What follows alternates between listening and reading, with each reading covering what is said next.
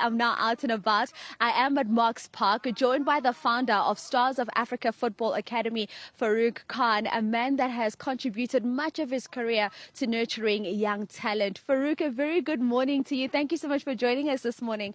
And I want to start our discussion for the viewer watching at home now and really just not understanding what the role of a football academy is in shaping the journey of a young footballer. Speak to me about this. Well, firstly, all academies around the world are academies that shape the future of their football. And this is so important. There's never been a country in the world that have won major competitions without having a proper development program in place. And we are no exception. All the talent, we have all the raw talent in the world. I think we can compare to the world, but we just need to accelerate on our development programs. Yes, we have some, but we need to do it more holistically. It has to be across the country. We need to have these type of centers where we develop the stars of tomorrow. And I like how you speak about developing the stars of tomorrow, and it sounds beautiful to the ear, but surely it involves a lot, particularly from a cost point of view. People think, well, you just go to Stars of Africa, Farouk will finance everything for you, but it's not that easy maintaining this academy, which you've had since 2004. Sure, it's really very difficult. I think we can thank the Almighty for the assistance He's given us, but you do need sponsorship, you need financial support. And it's difficult because in our case we feed, we school, we develop players, and it's impossible if you don't have funding. I think out there we have corporates, we have government that need to come to the party and ensure that we produce players that can go on to eventually win World Cups, to eventually be amongst the best in the world. And the talent is there. We just need the support from business and from a government as such.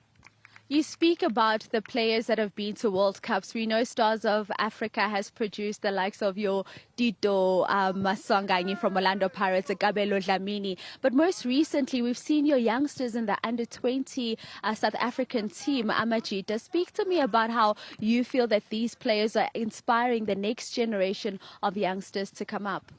Well, absolutely. I mean, with social media, these kids are watching the games. Even if it's not televised, they're online, they know the results, they know the players. And this is an inspiration for the next generation. I mean, we've got Khomotso Madiba, who's from Stars of Africa, started here at 9 years old, is now went on with the team to CAF. He wasn't selected for the World Cup team, but he's only 17, turning 18 now. He's one for the future. He's just signed for Fluminense.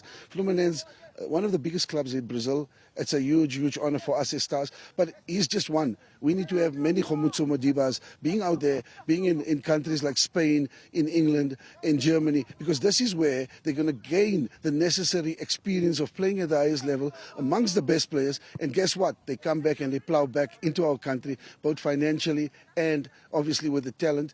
And as South Africans, we can be as proud of football as we are proud of rugby at the moment, and even cricket. Indeed. Talk to me about, often there's a debate on whether clubs are investing enough in the development of football. Do you think that South African clubs take the academy system as serious as they should? Well, I think there's been a huge stride in that direction. I think we must compliment the DDC, the PSL, Dr. Ivan Koza for starting this league, and we can see the results of that league. They've produced so many top players that have gone on to play professionally.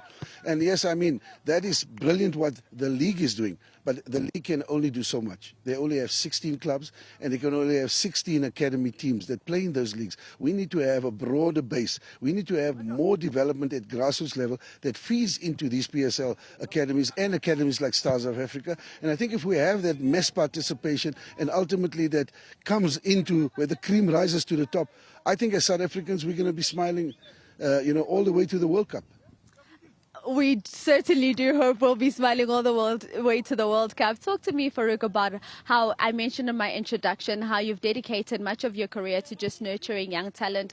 What was it in you that said, Farouk, you need to start an academy, you need to focus on nurturing young talent, you need to identify the stars of Africa of tomorrow?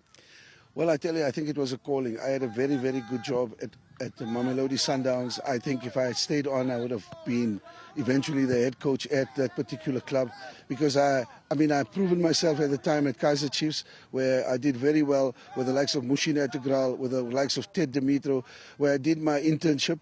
But I think the calling was, you need to plow back to the future. And I think every coach has a calling. Mine was to develop young players, and that's a passion I have, and I don't regret it. As much as I would have loved to have coached in the PSL, I think I've gained so much success with coaching young players, and it's so gratifying to see kids grow. It's like, when you plant a seed and you see that tree growing, it's similar to that. And you've become like a proud father. Every time I watch TV and I look at Cabello and I look at Tito and I look at Khomotso Madiba, it brings a smile to my face. A proud father seeing his kids grow. A proud father has many kids behind him right now. Training this morning. Speak to me about what the program generally looks like for the youngsters that are at Stars of Africa, the ones that have taken up the boarding at your beautiful facility that I got the opportunity to see, the atrium. Well, it's very demanding. You have to sacrifice a lot, and we make it known to the player. When he comes here, it's not going to be about a bed of roses. He's going to be 24/7 involved in football. So they get up very early at 6 in the morning. They get ready for training. They have a bit of a snack, and then they come to training, go back to the atrium, go back to school. And then after school, they have a break for about an hour, back to the field again. And then they get back home. They have supper, they have studies, and at 10 o'clock is lights out. So it's not a very glamorous life, but I mean, you have to sacrifice. To become a top professional player, there's no time to be wasted. And obviously, because a lot of kids don't come at a young, tender age, we'd love them to come at 11, 12 years old. Sometimes we have to play catch up, which means when they come at 14 and 16, there's a couple of phases that we have to start working on that they've missed out on. So, yeah, it's a very, very demanding life for a youngster, and they have to have mental strength. So we have what we call, motivational speakers, sports psychologists, constantly making them understand what their sacrifice is about and ultimately how it's going to benefit them. And Farouk, I understand that for the youngsters that are sitting at home watching now thinking, I would like to be part of an academy in South Africa, you are going to give an opportunity for them to experience what the life of an academy player is like. Yeah, we've decided to do this because we have so many thousands of kids that want to come to Stars. So we decided to have what we call a summer camp. It's starting in December. I think it's the 8th. The first one is starting and there's one after that. So it's a week long where every child that comes to this particular summer camp will experience the life in the, or should I say a week in the life of a Stars of Africa player, and he'll do exactly what Stars of Africa players: get up in the morning, come to training in the morning, go back. There's going to be video sessions, there's going to be analysts that are going to look at analyzing the performance and explaining to this kid what it is to become a professional player. I love that. Finally, Farouk, just getting your thoughts in terms of the Under-17 World Cup currently underway in Qatar. You mentioned in our opening they won 3-1 against Bolivia. Today, of course, they take on the host nation, Qatar. But we've seen this talent in this Under-17 team. Absolutely unbelievable. Absolutely, and I think a lot has been due to the fact that we've had these kids in proper academies, and the academies have done an excellent job. And that's what you get. You benefit from the work being done. I want to wish them well today to beat Qatar. I think we can. And obviously we've got Italy after this. But I think irrespective, just the fact that they've made it to the World Cup is a huge, huge step. Irrespective of what happens next, we need to ensure that we support development in the country to make sure the next time around that they go all the way to the semi-finals and final, like we've seen Morocco do. We in Africa, Morocco is now leaders in development. We're going to compete with them to become the best development country in Africa. Well, to become the best, you've got to make those investments. And Coach Farouk Khan just speaking on Morocco and how much they've invested in their football, from their under-17s, under-15, under-20, even as far as their women's national team. And you see them reaping the rewards of those investments. And similarly, we'd like to see South Africa doing the same.